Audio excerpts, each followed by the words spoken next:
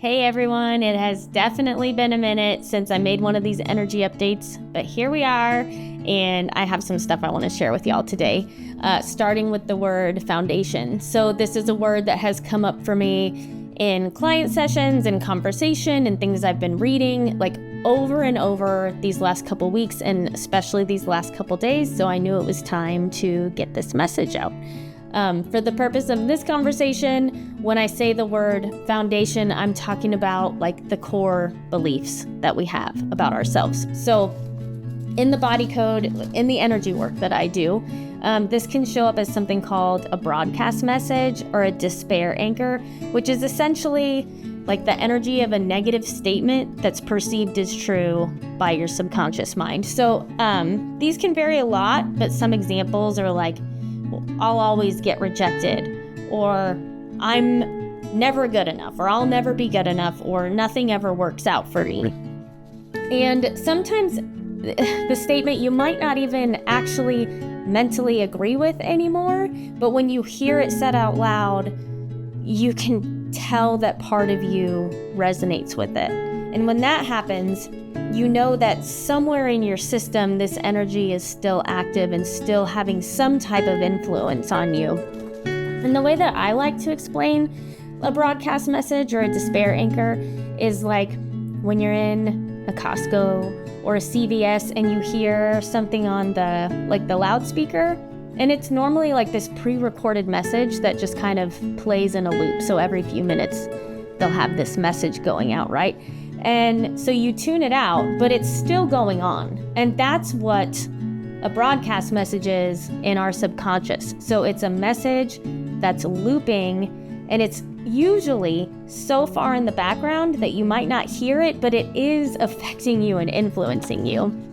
And so, for example, one day I was doing like a deep processing with God, and out of nowhere I heard so clearly in my head, "You're doing it wrong."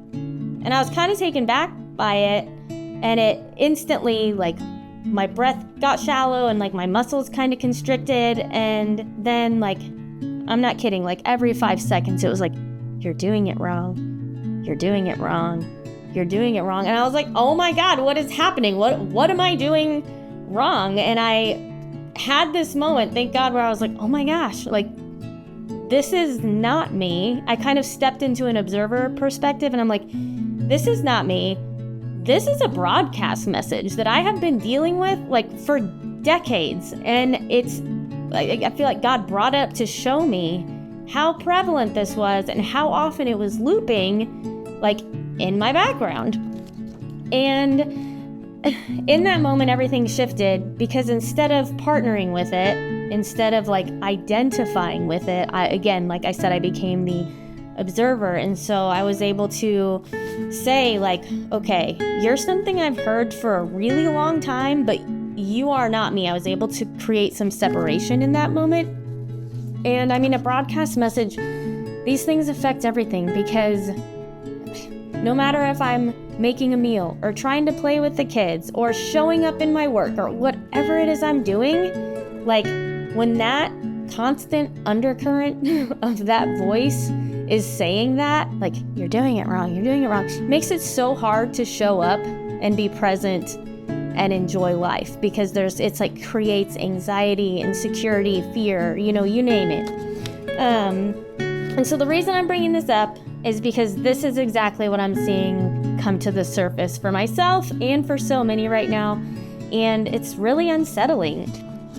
And so it's like there's this resurgence of these old wounds and old feelings, and it can be frustrating and disheartening, like, oh my gosh, I'm feeling this thing again that I thought I worked on this already. I thought I worked on this multiple times already, and like here it is again, and I'm feeling it really strong. And I think that's because, and again, based on what I'm seeing around me, is these things are being addressed like at a foundational level right now. And it was confirmed for me again this morning, because again, in one of my client sessions, she was sharing just right off the bat, like how some of her core wounds had been triggered. And she said that just yesterday, she found herself thinking about the word foundation and how she wants her foundation to be for example, that she's loved and not that she's unloved. And I started laughing, like, not at her, of course, but I started laughing because I was like, oh my gosh, like, this is exactly what I'm making a video on today. And I kind of got to tell her about this, and it was a really beautiful moment because she got to see and feel like she's not alone in this. Like, this is something that collectively a lot of people seem to be moving through right now. And if you're experiencing this, you're not alone in this either. And unraveling these beliefs is going to look really different for everyone. And so, again, this is where I will always bring you back to, like, you get to go within right now and figure out what that unraveling looks like for you. It's going to be different for everybody. And I was listening to one of Ram Dass's talks the other day, and he happened to be, of course, talking about just this thing. And he said, let me read it. He said, a lot of these things, like these core beliefs that we're talking about, that they don't just disappear through spiritual practices, but through moving into the role of the observer and not identifying with them, they become smaller and smaller. Because, like, at that point, you're not fighting it, right? You're not trying to eliminate it. And the whole saying of, like, kind of what you resist persists. You're not, like, at war with yourself in it. You just get to witness it and then choose differently from there. And, so it's like, how about you imagine yourself, like, embracing that part of you that, for example, feels rejected, instead of by trying to eliminate it, you're actually rejecting it. Sometimes these things, like, sometimes these parts of ourselves need to be, like, held and, like, loved and integrated into being and into wholeness, and not, like, pushed away.